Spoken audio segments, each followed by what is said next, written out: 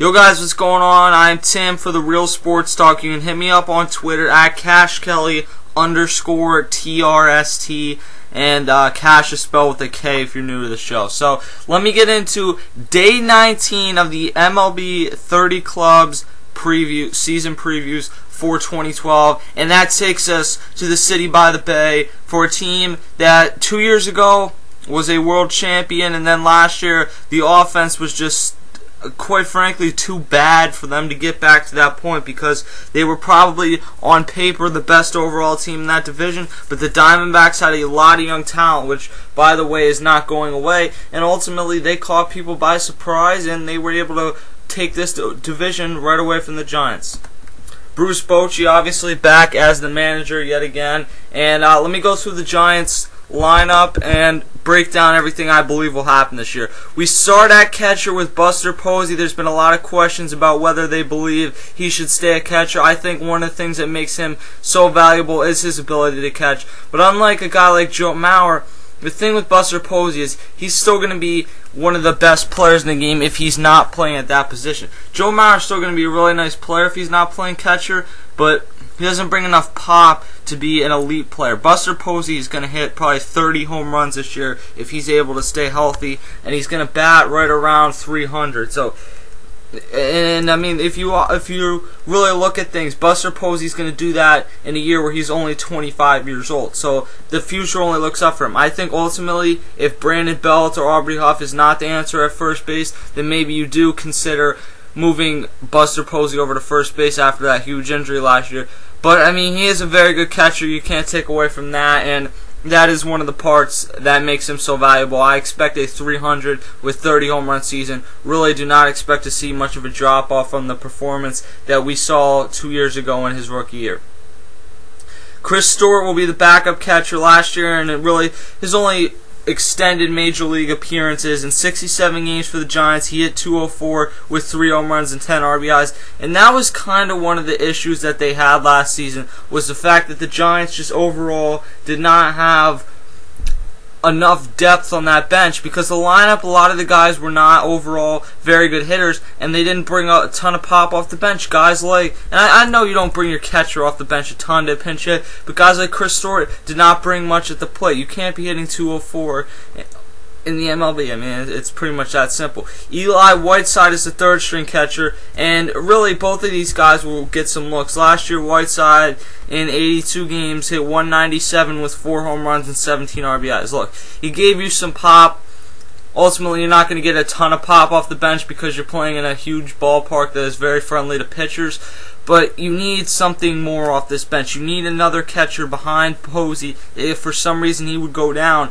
Posey is that piece in your lineup, but as a catcher, you cannot expect this guy to be back there 162 games a week or a season, especially when you have a day game following a night game or something like that. He's just not going to be able to play all 162 games.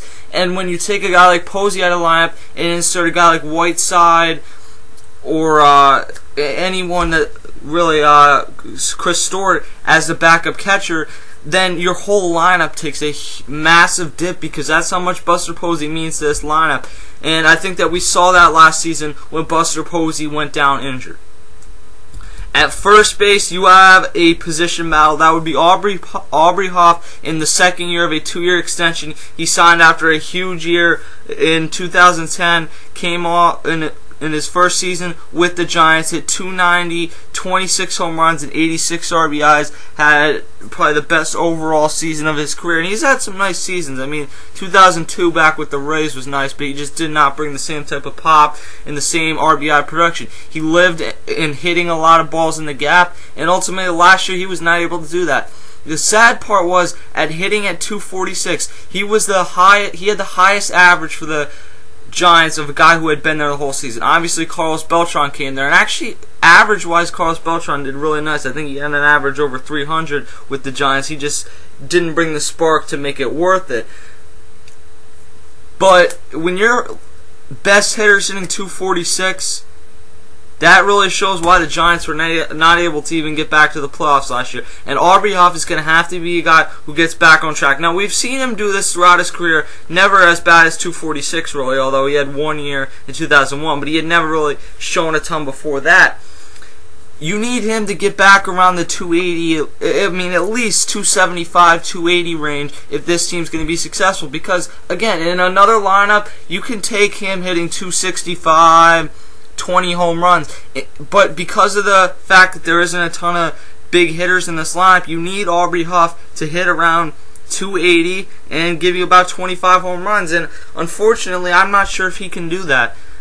Backing him up, you have a bright young player in Brandon Belt, who in 63 games last year hit 225 with 9 home runs and 18 RBIs. I ultimately think that he is going to bring more of a pop to this lineup, and he's going to bring what they need. Now, the problem is, even though it wasn't 63 games, he hit 225, so you're not getting a ton of average out of him either. But overall, if you look at the type of numbers he was putting up in those 63 games, I think if you give him a full season, he's probably going to put up better numbers than what Aubrey Huff is doing. And he can't really hit any worse than 246. And even if he's hitting 246, if he's giving you more power production, it's still not ideal, but it's better than what you're getting from Aubrey Huff. So, I mean, I guess you have to take that improvement. And Aubrey Huff would be a nice bat off the bench. That is one of the advantages the Giants are going to have, is that they're going to have a nice bat off the bench most days. And in the June month of interleague play, you're going to have a really solid DH, whether it's Aubrey Huff or Brandon Belt.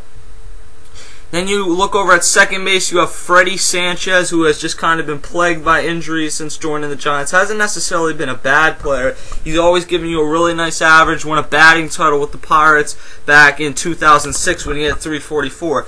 Now, he's never quite touched that again, but the last 2 seasons, in 111 games in 2010, he had 292, and last season in only 60 games, he had 289 before having a season-ending injury. You can't tell a ton. At best, he's probably going to give you around 8 or 9 home runs. He's a pretty solid overall player. The problem has always just been staying healthy. If he can stay healthy, then this is a guy you want hitting 1 or 2 in this lineup. That was another one of the huge problems that this team had last year, is they were just not able to stay healthy. They were not able to keep guys out there that were giving them great impacts in 2010. The only guy that really stepped up last year from his 2010 performance in this lineup was Pablo Sandoval, but they lost the performance. Pat Burrell went back to, essentially his career was just over because it got derailed by injuries. Aubrey Huff had a down year. Buster Posey missed most of the year. Freddie Sanchez missed most of the year. So, I mean, that was really one of your biggest problems. It wasn't just that you just overall do not have a ton of really good hitters in this lineup, but it was the problem also that a lot of the really good hitters that you do have in this lineup were not there for a majority of the season. Backing him up at second base, you have Mike Fontenot, who's had a nice overall career. They acquired him last year from the Dodgers. In 85 games last season, hit 227 with 4 home runs and 21 RBIs. He is a really solid overall backup. In like 2008, it kind of looked like he was going to be a nice second baseman, hit 305. But since then, average-wise, he's never really been able to touch that. In 2010, not a bad year. He had 283 with 1 home run and 25 RBIs. So he's going to be a nice piece off the bench. And you also give Brandon Crawford some relief at shortstop and Mike Fontenot or Pablo Sandoval over at third base. So it's not a bad guy to have on your bench, though. You probably do not want to see him out there more than once or twice a week, though, in an ideal situation. Also, another guy backing up at second base and shortstop is Ryan Theriot. I think Ryan Theriot had a really nice season last year with the Cardinals. He was one of those guys that helped the Cardinals win the World Series. The David Freeses, the Ryan Theriots, the Skip Schumachers, those guys that they were able to bring off the bench. That's what wins World Series. I mean, obviously, you have to have at least 2 really good pitchers. You got to have everything else. You got to have a nice lineup, a nice bullpen, a solid closer, everything. But you don't see, in most cases, the best player on the team, except in that one game in the World Series, Albert Pujols going out there and hitting 3 home runs. No, you see guys like David Freese coming out of nowhere. You see small moves off the bench making these huge impacts, and that's what Ryan Theriot has been able to do. He had some nice years out in Chicago. I mean, he never blew you away, or else he would have been a starter, but he could give you an average between 275 and 285. Even one year, he hit 307, and that was in 2008. but last season hit 271. 1 home run and 47 RBIs. The RBIs, he's going to give you a nice amount of RBIs, and he's never really been a power guy. His career high was in 2009 with 7 home runs, but you saw his best season, he only hit 1 home run. With not having a ton of home runs, he's not going to give you a ton of RBIs, which is probably the reason he's not a starter somewhere, or at least in a position to compete for a starting job. But Ryan Theriot was a really nice utility man to have. That's what they did very well in bringing in guys like Ryan Theriot. Now they'll have Mike Fontenot for a full season. A guy that I do have my questions about is Brandon Crawford at shortstop. He just really struggled at the plate last year. In 66 games, he hit .204, 3 home runs and 21 RBIs. He stole 1 of 4 bases. I mean, he's nice in the field, but he doesn't bring a huge impact. He was basically the shortstop by default last year because Miguel Tejada just really proved that he had nothing left. So that all that coming in, I mean, they really don't have any other option besides Brandon Crawford. I think if Brandon Crawford plays the same way he did last year, then you're going to see Ryan Theriot get a lot of looks. Brandon Crawford is young, but you can't hit .204 and then get on base and get caught stealing most of the time. And I mean, he brought out some okay pop. He'll probably hit you 8 or 9 home runs, but I mean, is that enough to keep you in the lineup when you're hitting .204? Probably not.